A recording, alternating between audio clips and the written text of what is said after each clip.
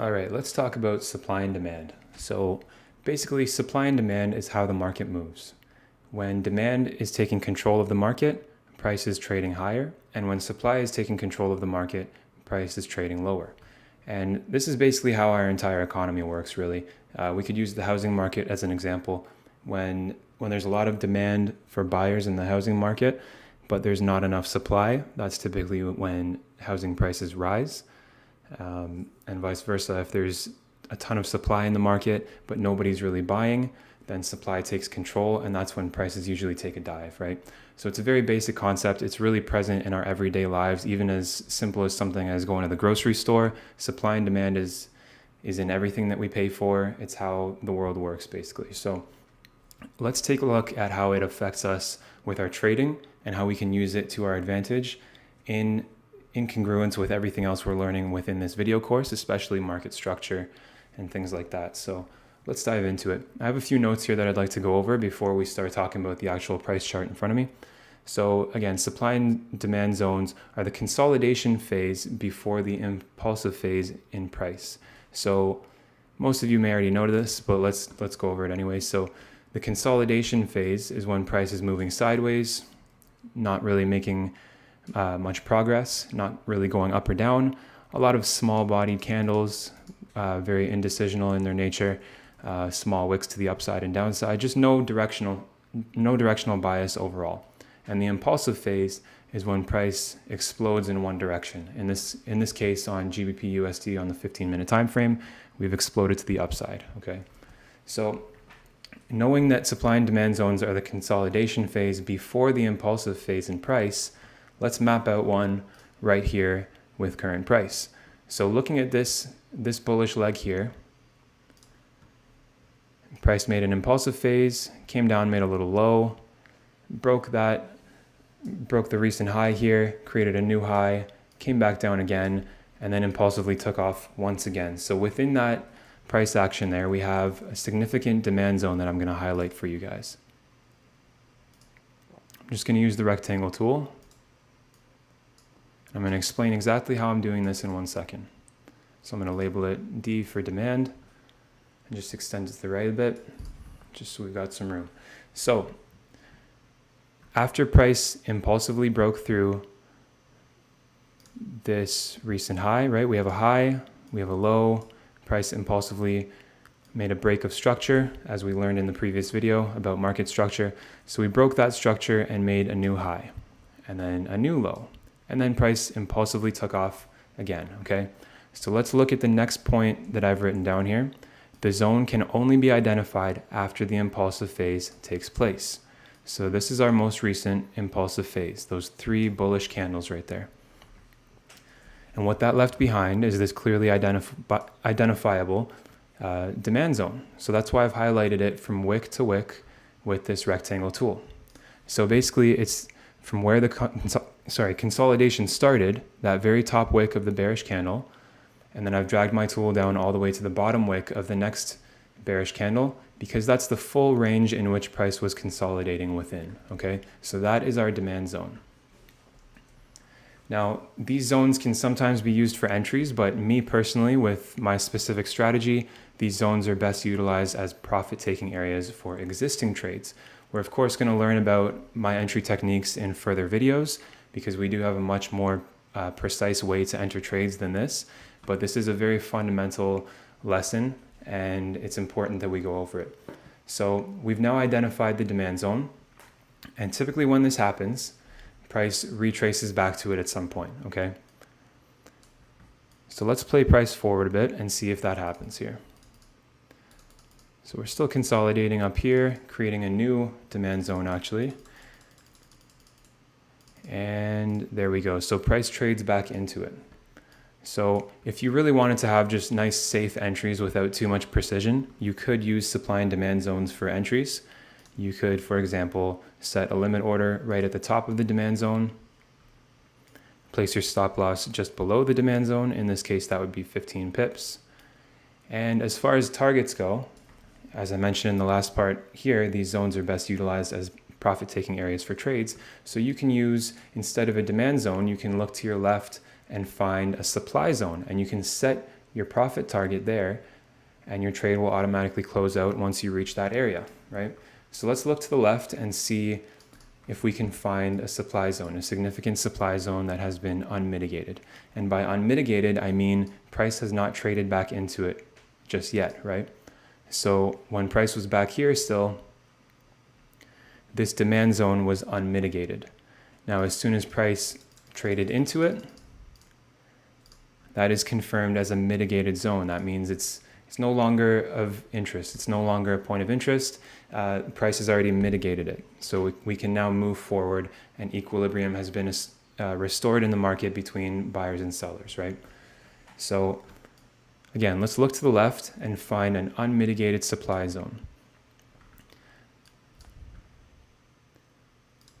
So we have supply in a lot of areas here, right? Like there's a lot of places that we could look at, but one that stands out to me the most is actually this right here. I'm going to label it supply. And the reason that stands out to me the most is because it was never mitigated. You see, price pushed away impulsively from that consolidation phase right here. We pushed away from it very impulsively and then traded back up, but didn't quite reach that zone. So this is still an unmitigated supply zone. So this could provide a great area for taking profit. So if I just drag that over to the right, just so we can visualize it a bit better, we can then set our target to the beginning of that zone, right? Now, again, this is a very small trade. It's only 3.38 return. Usually my trades are double or triple than that. We get much tighter entries with our entry system, but this is just an example, right? So you have a 15 pip stop loss, just over 50 pips of a take profit target, and a 3.38 risk to reward ratio. As you can see, the trade would have been triggered in with very minimal drawdown. Let's just play it forward. And there you go. Would have been a nice, quick and easy profit within a very short amount of time. So it's just a very basic concept. Some people trade this just on its own, to be honest. Like I said before, we have a much more precise way of doing things. So we're going to go over that in future videos.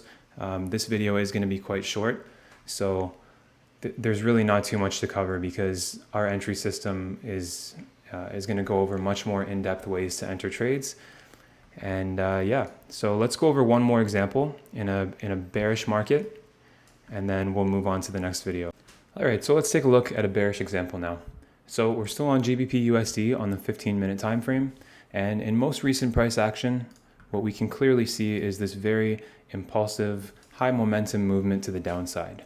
So first things first, we can mark out a break of structure because we had a low point here that has clearly been violated. So let's just label that on.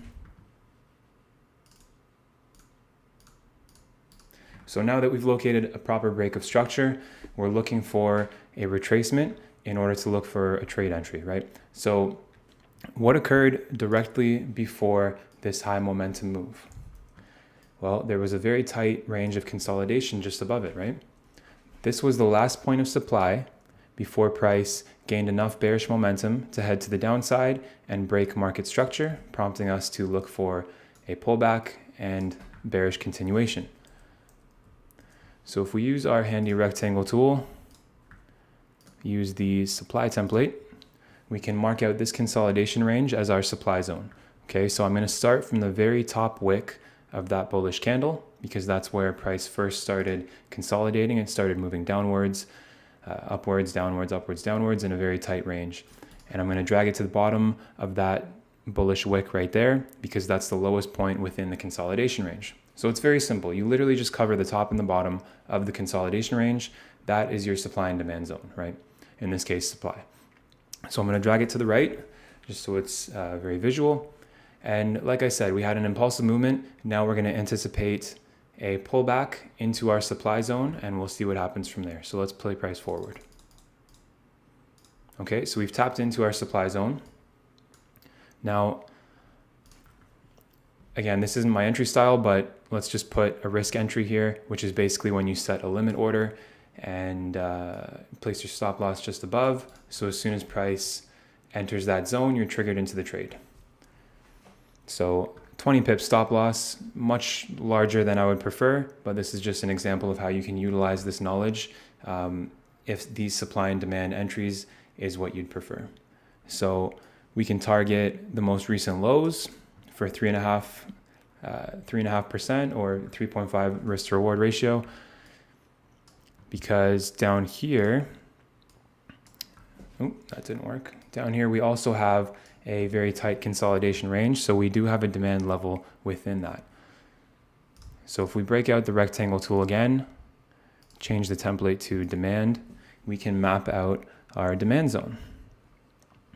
Now, just to keep things a little tighter, I'm going to go from the bottom of the wick here, which is the absolute bottom of the consolidation, and I'm just going to take it to the top wick of this candle here. So that's a tighter consolidation, right? We don't want to, I'm not going to extend it all the way to the top here because that would be crazy. We'd have a very poor risk to reward ratio trade. So we're certainly hoping that price makes it down towards the most recent lows. But you know, if you really wanted to be safe in this kind of scenario, you could put your take profit level right there at the top of the demand zone. Now that, again, that would be a very poor risk to reward ratio. In future videos, we'll teach you how to get much tighter entries with a much tighter stop loss, such as like a 5 pip stop loss or sometimes even less. But just for example's sake, we're going to have a 20 pip stop loss entry at the beginning of the supply zone, or sorry, at the lowest point of the supply zone. And we're actually going to take the take profit at the most recent low point here, okay? Let's just rein this back a little bit so it doesn't get in the way. And let's play price forward. Okay, so the zone is respected. We have another break of structure to the downside, which indicates that the bearish trend is healthy, at least for the time being, and headed towards the next level of demand. Another break of structure, right? Because as we went over in the market structure section of this course, we're in a downtrend market right now, a bearish market, so we need to see lower lows and lower highs. There's a lower low, lower high, another lower low, lower high, price breaks again and creates a lower low. And that new lower low hit the take profit level as well. Let's just drag that over. Yeah, there we go. So it hit the take profit level. Again, not a very good risk to reward ratio. 3.5% is extremely small. That's not what I'm aiming for. Within my entry parameters, I have much tighter stop losses. I'd probably be targeting the same area, but with, you know, more than half of this stop loss size. So it would be much smaller and a much better risk to reward. But again, we'll go over the exact entry types in later videos. This video is basically just to grasp the concept of supply and demand so you can start mapping it out on your charts. And in further videos, we're going to go over refined ways to look for supply and demand, and also better entry systems to do with supply and demand as well. So let's continue to play price forward. I want to see what happens here with it. Okay, so we go much further down. So technically we could have targeted another demand zone. Probably on a higher time frame, it would be more visible to the left, but that's completely okay for this example. And as we're going on the way down here, we can see that there's more supply zones being created. Because remember, supply is when bearish momentum is in control, right? Prices head to the downside. So we have many supply areas created on the way down. Got another one here, right? Supply is being created all over the place. Let's keep playing price forward and see what happens. Okay, we start trading higher. Slight reaction to this supply zone right here, but not significant enough. Okay, so right here, this is a very interesting zone right here. So I'm going to place this supply zone back on the chart.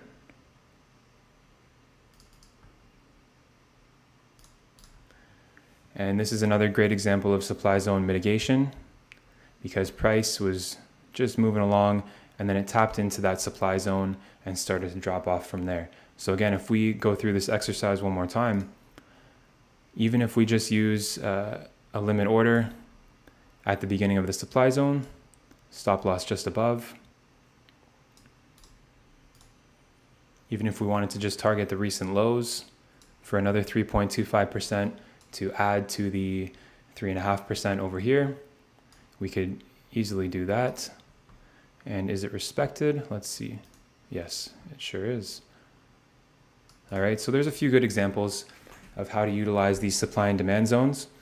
And it's within these supply and demand zones that we actually further refine and get much, much more accurate, precise, very tight entries with tight stop losses and massive risk to reward. So with these sort of trades, they should be anywhere from 10 to 20, like a 1 to 10, 1 to 20 risk reward ratio. So this is just an example to go over the basics, and I hope you guys got a good understanding of it. Supply and demand is a very important concept to grasp, and it's the foundation for things that we're going to learn a little further on within this course. So again, hope you guys enjoyed this video, and stay tuned for the next one. I'll talk to you soon.